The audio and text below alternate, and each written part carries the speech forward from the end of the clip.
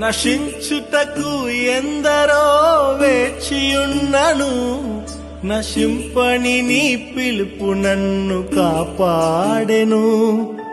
ద్రోహము నిందల మధ్యలో నే నడచినను, నీ నిర్మల హస్తము నన్ను భరించెను.